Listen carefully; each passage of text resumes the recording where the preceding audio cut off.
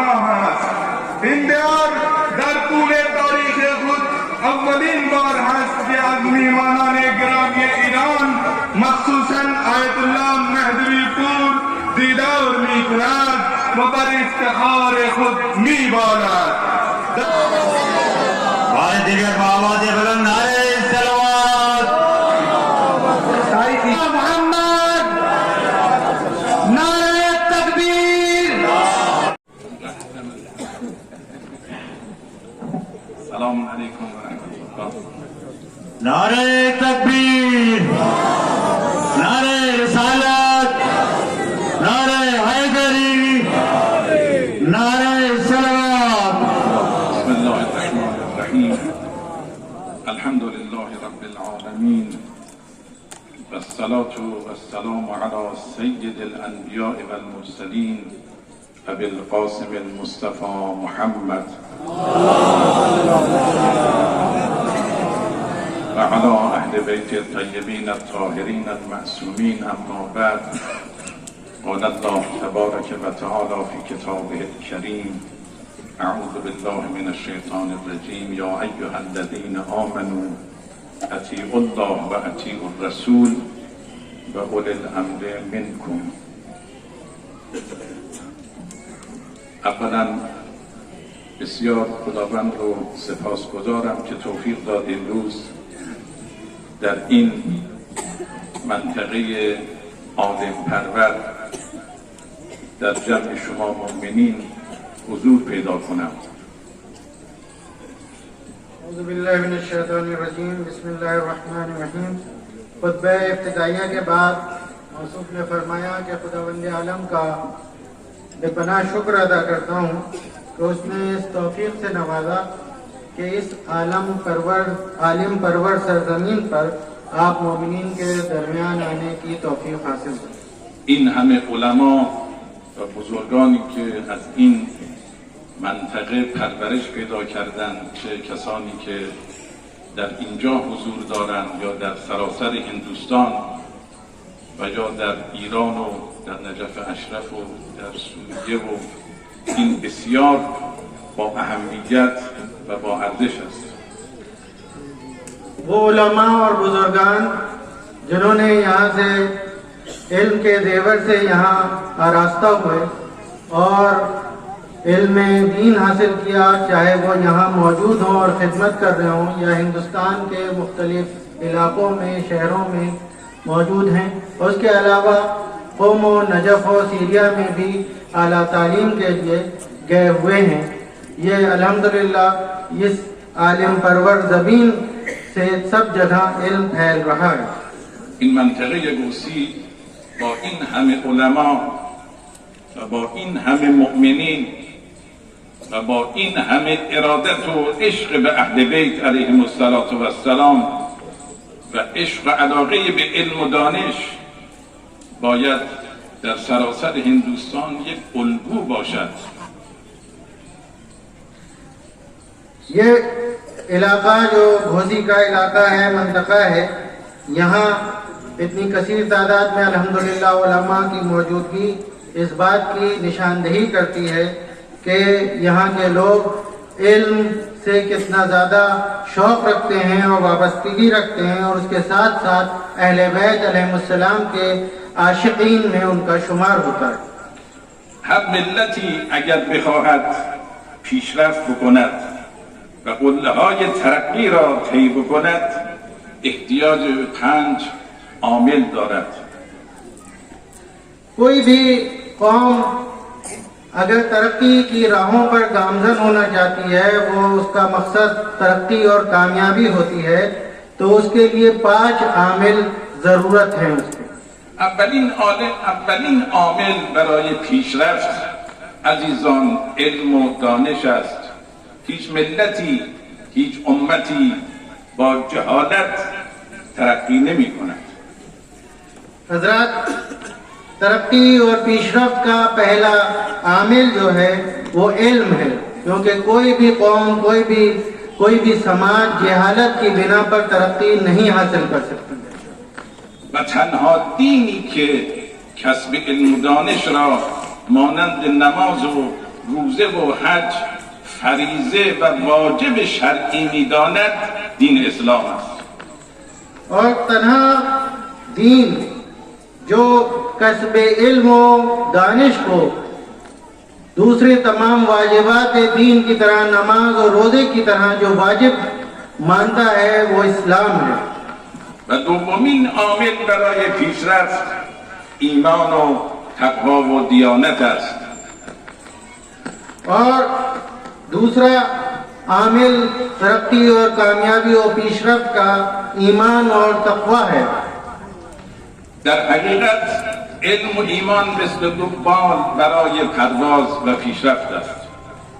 हकीकत ये है कि इल्म और ईमान एक परिंदे के दो परों की तरह है कि दोनों को जब एक साथ वो काम करते हैं, हरकत में आते हैं, जब ही परिंदा ऊंचाइयों तक पहुंचता है। و سومین عامل پیشرفت عزیزان اتحاد و همبستگی است. और तीसरा आमिल तरक्की और कामयाबी का इत्तिहाद और हमबस्तगी है। یعنی اگر علم باشد، دیانت و ایمان باشد، ولی تفرق و اختلاف باشد، این ملت پیشرفت نخواهد کرد. यानी अगर किसी मिल्लत के पास, किसी कौम और समाज के पास इल्म हो, दयानत हो, ईमान हो, लेकिन उसमें तफरीका हो, उसमें इत्तिहाद ना पाया जाए, तो वो कौम तरक्की की राहों पर आगे नहीं बढ़ सकती और तरक्की हासिल नहीं कर सकती। من با عرض معذرت خطاب به علما و اندیشمندان عرض می کنم که شما باید پرچمدار وحدت و همدلی باشید. اگر علما با هم باشند، بقیه مردم هم با هم خواهند بود. मैं बहुत ही माजरत के साथ तमाम उलमा दानिश्वरों की खिदमत में अर्ज करना चाहता हूँ कि आप सबको इल्म और इत्तिहाद के परचमदार बनना चाहिए और वहदत और इत्तिहाद का परचम बुलंद करना चाहिए। अगर उलमा और दानिश्वरों की सफ़ों में इत्तिहाद और यूनिटी पाई जाएगी तो अवाम उनके साथ, उनके कदम उनके साथ होंगे और उनकी रहनुमाई में वो भी इत्तिहाद का मुजाहरा करेंगे। البته اتحاد و همبستگی احتیاج به گذشت دارد، احتیاج به فداکاری دارد تا اینکه همبستگی را حفظ کنیم. हजरत, इत्तिहाद के लिए ज़रूरत होती है गुज़श्त की, फिदाकारी की, जब ही इत्तिहाद कायम रह सकता है। و چهارمین عامل پیشرفت و ترقی یک ملت عزیزان قیادت و رهبری است. चौथा आमिल किसी भी कौम की तरक्की के लिए क़यादत और रहबरी होता है। هیچ ملتی بدون قیادت و رهبری نمیتواند راه به جایی ببرد. कोई भी मिल्लत और समाज बगैर कायद और रहबर के तरक्की हासिल नहीं कर सकता है। لذا ما شیعیان معتقدیم که بعد از پیامبر اسلام امت اسلامی به حال خود واگذار نشد، بلکه قیادت و رهبری و ولایت بعد از پیغمبر اسلام مشخص شد در غدیر. خداوند نصب کرد امیرالمؤمنین را، پیامبر ابلاغ کرد یا ایها الرسول بلغ ما انزل الیک.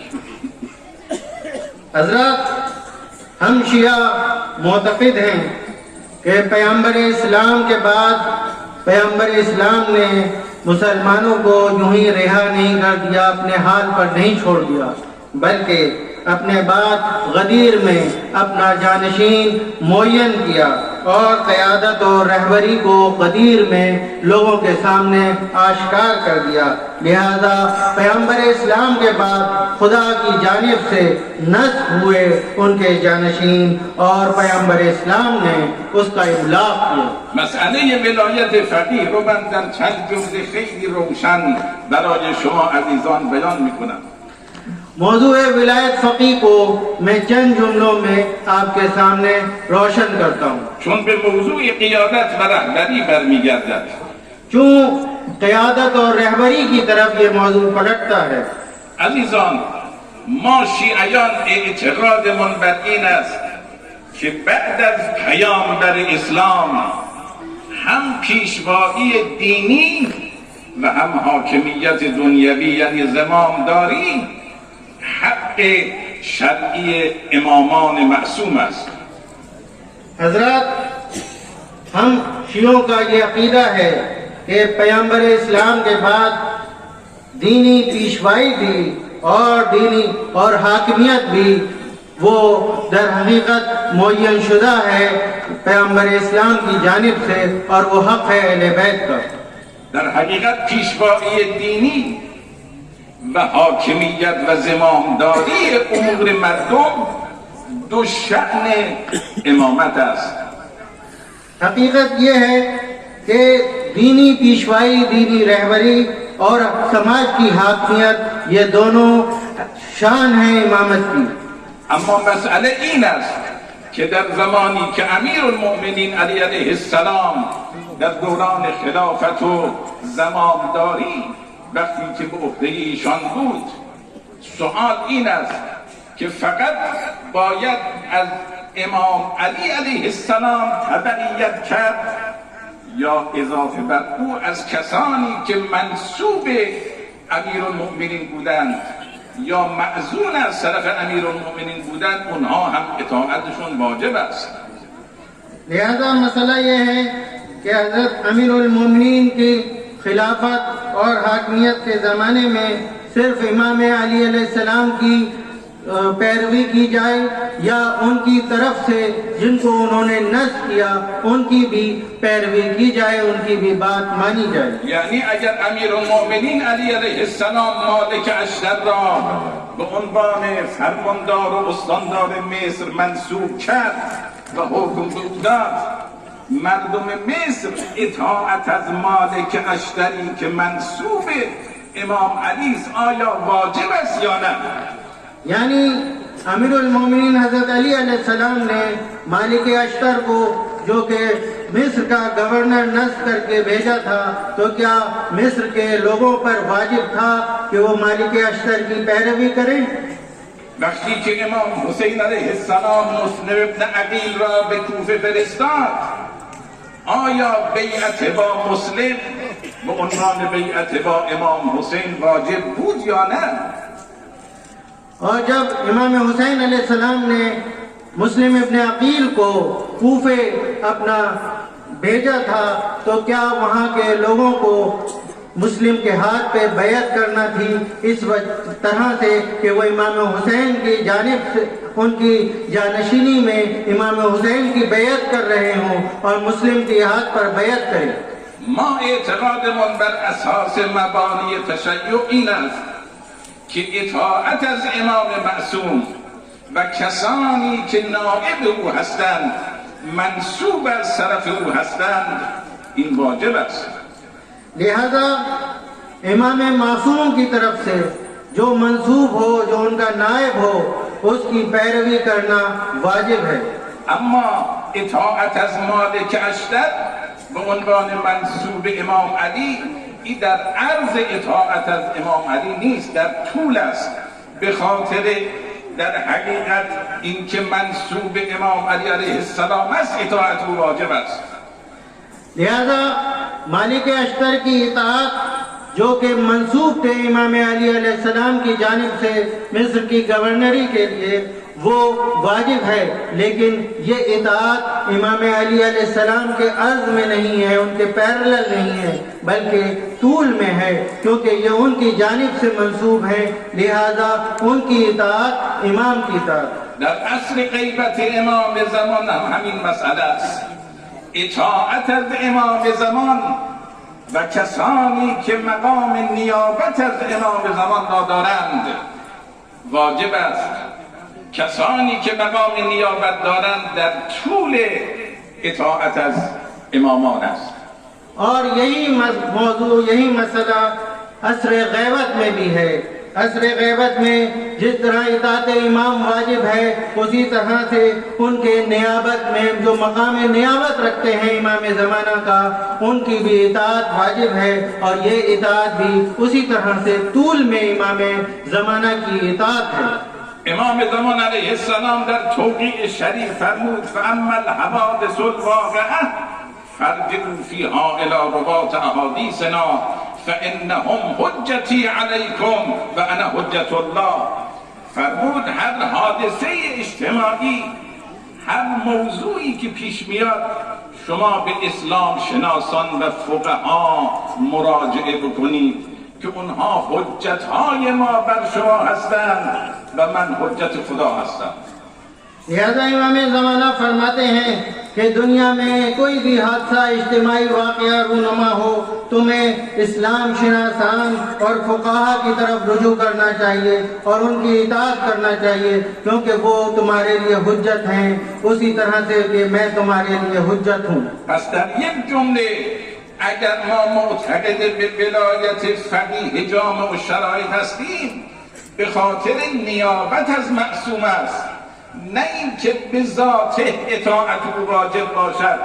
به ذات اطاعت امام معصوم واجب است و این چون نائب امام است به اون لحاظ اطاعت از او واجب است.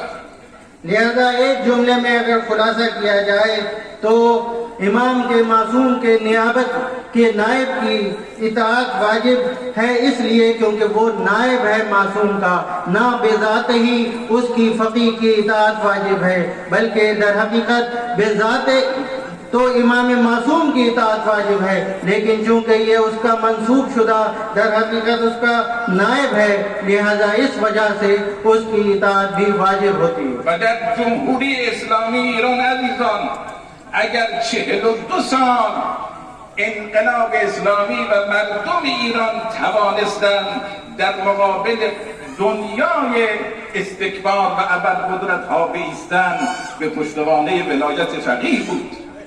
और जमहूरिया इस्लामी ईरान अगर इनकलाब की कामयाबी के बाद 42 साल तक वहाँ की आवाम, वहाँ के लोग, वहाँ के मर्दों दर हकीकत इस इनकलाब को आगे बढ़ा रहे हैं और मैदान अमल में डटे हुए हैं और दुनिया की ज़ाहिरी ताकतों का मुकाबला कर रहे हैं, तो दर हकीकत उसकी वजह यही है कि उनकी रहनुमाई एक नायब इमाम कर रहा है, वली फ़क़ीह कर रहा है. و در ایران عزیزان اگر ولایت فقیه نبود، همون سالهای اول انقلاب شکست خورده بود. अजीज़ान गिरामी, अगर ईरान में ये इनकलाब की रहनुमाई वली फ़क़ीह के हाथों में न होती तो वो इनकलाब की कामयाबी के 1 साल के बाद ही ये शिकस्त खा जाता. خود ولی فقیه در ایران غیر از رئیس جمهور است. ولی فقیه حکمش حکم شرعی است و مردم ایران 10 میلیون نفر با اعتقاد ایمانی از او اطاعت میکنند و این یک قدرت بی‌نظیری است. हज़रात, वली फ़क़ीह ईरान में प्रेसिडेंट के अलावा एक मकाम व मंजिलत है और ये हाकिम शरा होता है. दर हकीकत ये लाखों करोड़ों लोग ईरान की आवाम उनकी इताअत करती है और ये एक बेपनाह अजीम कुदरत है. وقتی که این همه محاصره اقتصادی و تحریم و جنگ علیه ایران، ولی وقتی که ولی فقیه یک حکم میکنند 10 میلیون نفر خودشون رو حاضرن فدا بکنن، حاضرن برای ایمانشون دفاع بکنن، این اقتدار ولایت فقیه است. हज़रात, जब ईरान के ऊपर मुख्तलिफ इक़्तिसादी मुआसरे लगाए गए, सैंक्शंस लगाए गए और उस सैंक्शंस की जंजीरों में घेरने की कोशिश की गई, लेकिन वली फ़क़ीह का एक हुक्म आता है और लाखों करोड़ों लोग उसकी इताअत पर लब्बैक कहते हैं और इताअत करते हैं और फिदाकारी करने को आमादा रहते हैं, अपने ईमान और अपने दीन का दिफा करते हैं. من از این فرصت استفاده بکنم یک تشکر بکنم ارزم تمام و من از همه علمای هندوستان، علمای شیعه و سنی و همه مؤمنین که در مقابل اون فرد منحرف ایستادند، اون کسی که قرآن را پشت پا زد و آیات قرآن را انکار کرد و به پیامبر جسارت کرد. این اتحادی که در سراسر هندوستان چه شیعیان و چه اهل سنت در مقابلش به وجود آوردن بسیار ارزشمند است و این نشانه بصیرت است، این نشانه ایمان است، نشانه پیاده شدن اطیع الله و اطیع الرسول است.